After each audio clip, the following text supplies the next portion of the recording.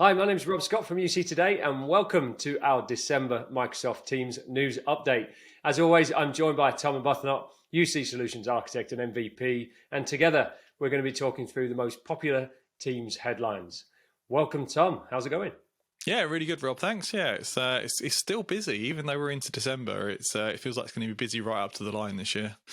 Absolutely, yeah, and you know that's great for our industry, great for the team space. You know, lots happening still, and we've got some good updates today to share with everyone. So, I mean, not wasting any time, let's jump straight in. First of all, there was a little Magic Quadrant came out in the last couple of weeks. The UCAS Magic Quadrant was revealed. Tell us more. What's your opinion on that? Right to the end of the year, so a good end to the year for Microsoft from the analyst's point of view. So they were furthermost up to the top right. I think that this quadrant hasn't changed drastically in the last couple of years. It's the usual players in the kind of leader visionary quadrant. So you've got Microsoft at the toppermost, then you've got RingCentral, Zoom, Cisco, and 8x8, and everybody else kind of in the other quadrants.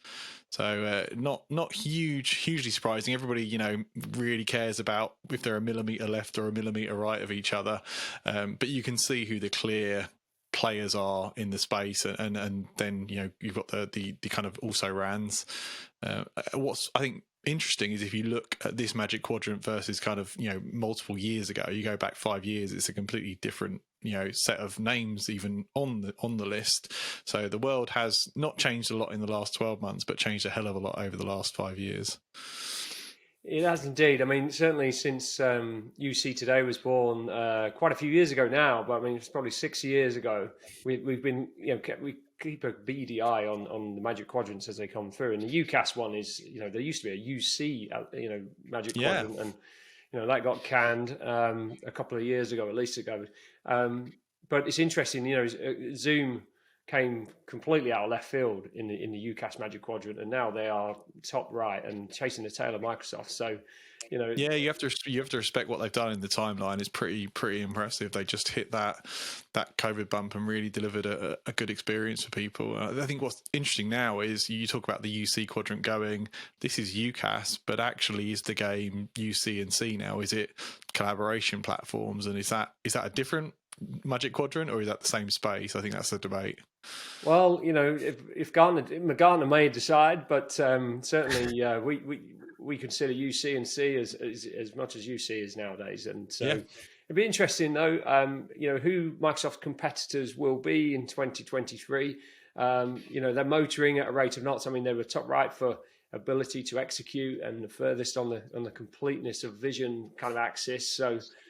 It's been an amazing journey for Microsoft as well in the UCAS, and they thoroughly deserve that place. So, but it will be interesting to see who their competitors will be going forward. Will we have or see any new vendors enter the top right-hand corner?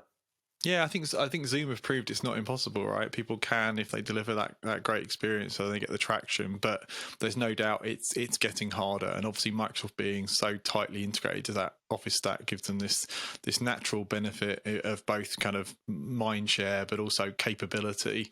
So you have to really deliver something special to an Office 365 customer to make them think, oh yeah, I'll go that other than Teams. I think that Microsoft have absolutely delivered a great product and great experience, but there's no doubt that gives them leverage.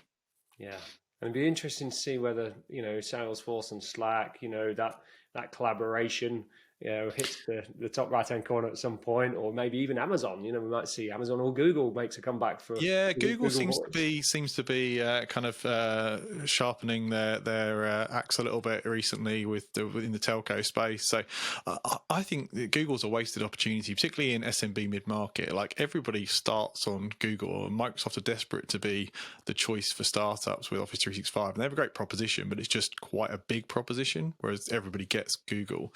So if Google could work out their UC and voice story, certainly at the lower end, I think they could do some damage. But we see them stop-start all the time, so who knows? And Slack, with the recent leadership changes, again, I've got a lot of respect for Salesforce and what they've done. In theory, that's a beast of a machine that could do some damage. So we'll see. It is, and yeah, 2023 will be an interesting year. But certainly, join the conversation. Tell us what you think. Do messages on social. I'd love to hear your feedback on that. But anyway, moving on, and then probably a nice segue from where we've just been to kind of where we're going is Microsoft's continued expansion, and certainly in the calling plan space, we've got a new country added to the list. Is that right? Yeah, that's right. So Microsoft have just added Mexico for calling plans, so domestic, international, and pay as you go. So that brings them up to 33 countries they directly offer, and then they have partnerships for Australia and Japan. And Microsoft don't, because of tax reasons, apparently they don't give any kind of forewarning about these countries, so it's kind of a surprise to everybody when they drop. But I was at a Cavell event recently, and they talked about Microsoft were on stage, and they talked about proportionately the number of customers using calling plans is getting less compared to direct routing operator connects. I think they said 87% of customers are on a third party carrier versus first party. So while Microsoft expand their country coverage, they have those set of customers that just want to buy direct. It's not like they're making a big push to win in telco over their partners. They're quite happy to let partners have that piece of the puzzle, but cool to see them continue to expand their offer. Yeah, absolutely. Well, as we all know, I suppose the more calling plans or countries added to that calling plan list, the bigger Microsoft's going to get, and the more operator connect partners and direct routing partners that they've got, the bigger ultimately they're going to get as well. So that's a nice move. Again, another segue. Yeah, perfect segue. We're ending the year now on 43 Microsoft Teams operator connect service providers. Is that right? Yeah, that's right. So the Telesmart were the latest to be added for Australia and New Zealand. So I think it's probably safe to call now. We're early December. It's 43 for the year. So that program has been going just over a year and a couple of months. It started off with 12. Obviously, Pure IP, where I'm a solutions director, was one of the first ones on there. But we've seen that program just keep getting bigger with the Operator Connect Accelerator program, and apparently the backlog is over 200 carriers now. So like everybody wants to be on that program. Plus we've got Teams Phone Mobile, which is a variant of Operator Connect. So I keep a really close eye on this. I always post them on LinkedIn as they go up.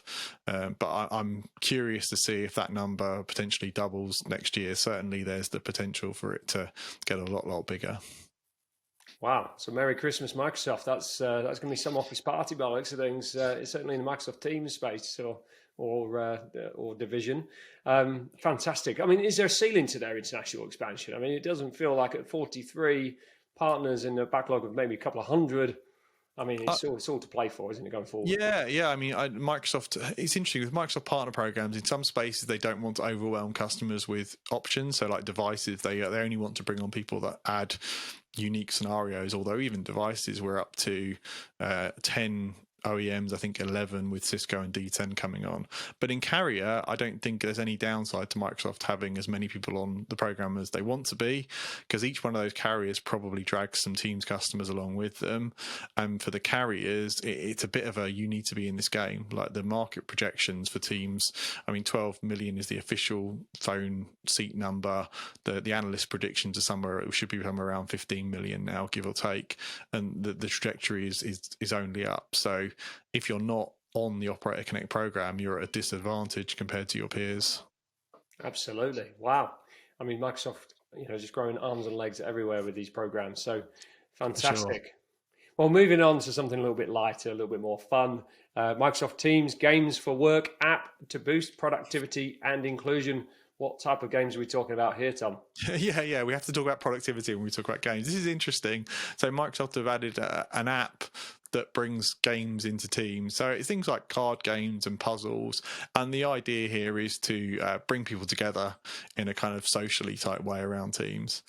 So it'll be interesting to see. I kind of waiting to see what the attitude is in enterprise here, if this gets approved or not. Enterprises are super kind of cautious about things like this, because if they put them if they put them in as available, then is it they're blessing people to spend time playing games, and is that okay, and how much, and what if? So it sparks a whole load of fun questions.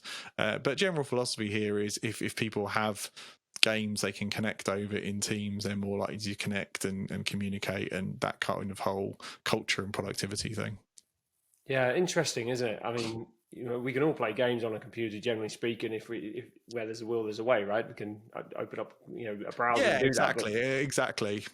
doing But it baked into the experience of teams, is that is that a goer for an enterprise or not? Yeah, interesting how that would play out. In terms of, can you turn it off? I mean, I presume you've got admins have control over this. yeah, absolutely. Admins can turn it on or off as appropriate. It even says in the blog post, like it's funny, Microsoft kind of throw a gauntlet down. They're like, if it's not available for you, contact your team's admin support. So I think Yeah. Microsoft are quite keen for it to be on, but I imagine most big enterprises won't be rushing, to be honest. Well, maybe the day before we break up for Christmas, that'll be a nice something to play with. But yeah, certainly we'll put a link in the description to that and check that out. That sounds like fun, and I like fun. Last but not least, we said we'd talk about communities. Tom, tell us more. What's happening in the community space? Yeah, this is a new consumer play for Microsoft for Teams.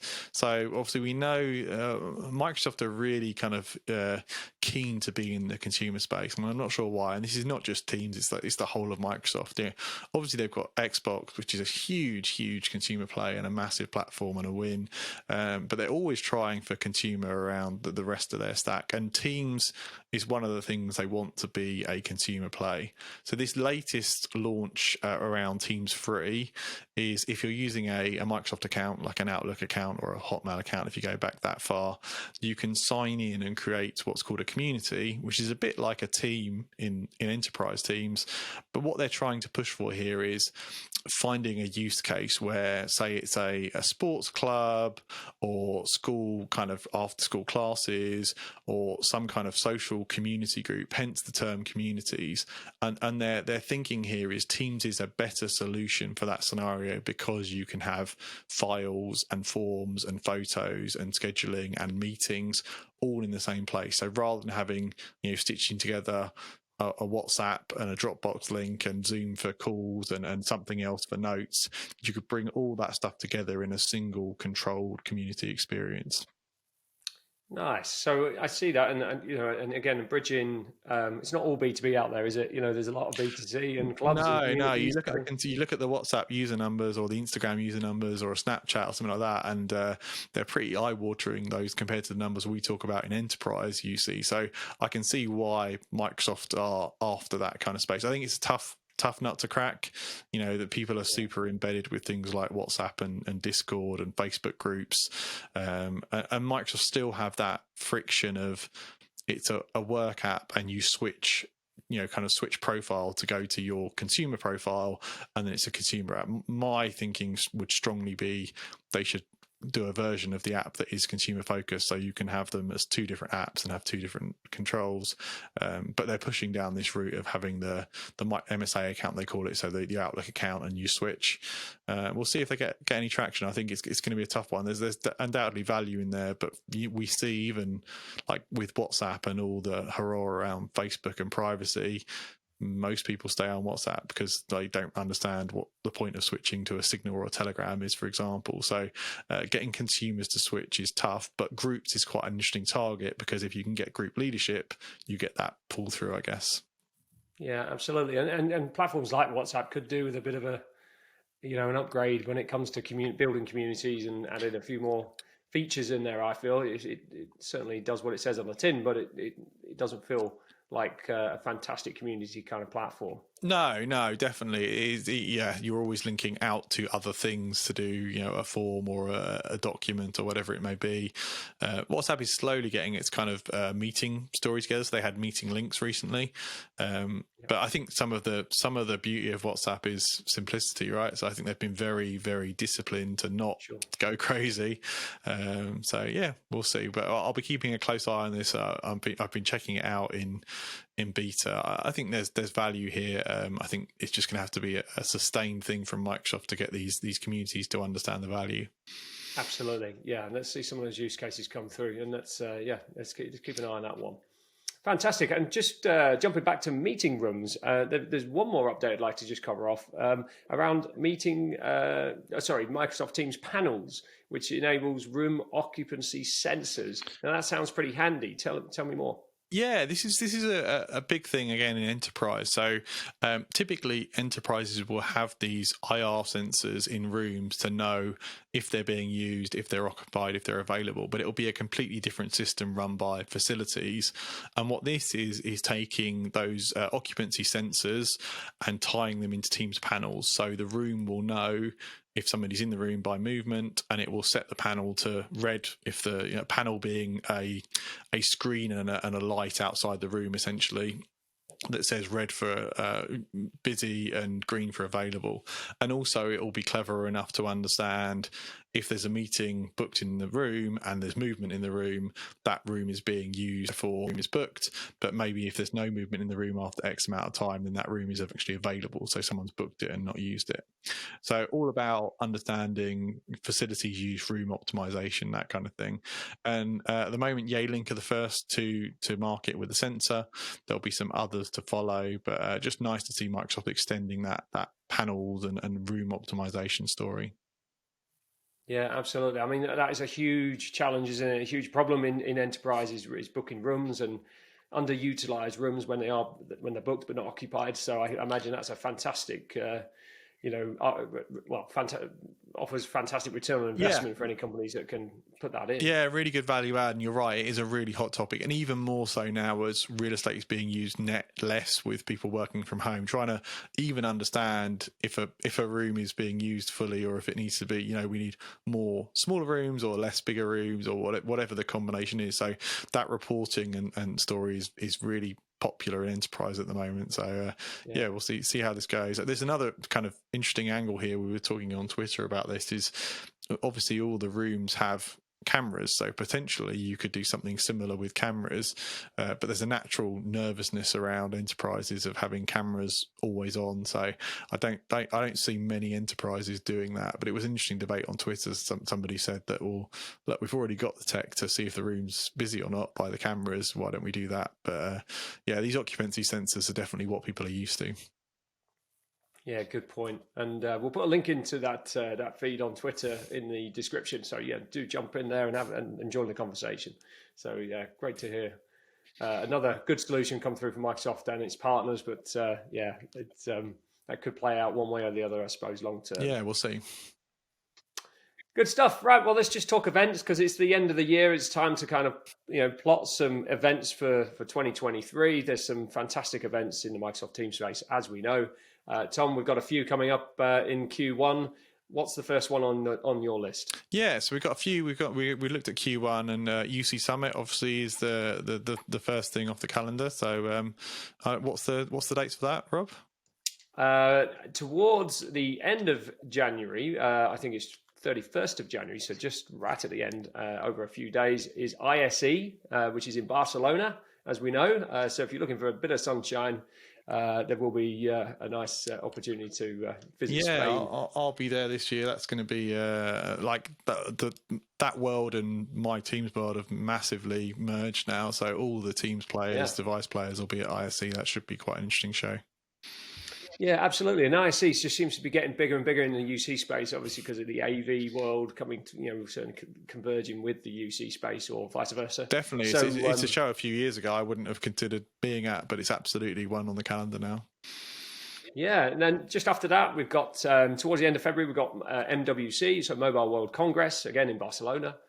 So another one to sink your teeth into. But as we were talking earlier, lots of immersive technology coming through in that space as well. So as Microsoft does more and more with HoloLens and Mesh and bringing all that together could get quite interesting, certainly at that event. Yeah, mobiles are definitely on some timeline. They're going to be everybody's primary device. I mean, Microsoft are quite bullish on things like shared devices and hot desking at the moment, and they can definitely see a future where you're running around with your mobile, but then you're using that hot desk device for your main unit while you're in the office.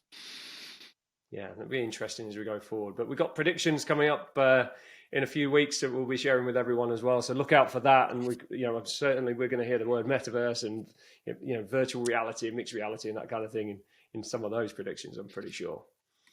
Definitely. Jumping back to events, what's next on the? We've got Cloud Comms Summit in London. That's early March. I mean, we're getting a bit far out now, but certainly, that's a fantastic event for service providers and anyone I interested always in like that that space. event. It brings together a lot of interesting debate on the whole service provider and operator front. So that'll definitely be a good one. And then last one's Enterprise Connect off at the end of March as well. So that's it's quite a lot in Q1. Yeah, absolutely. Some good events in Q1. So do get your diaries out. We'll put some links in the descriptions to those and start to plan those because ultimately they do sell out as well. So looking forward to those events coming up.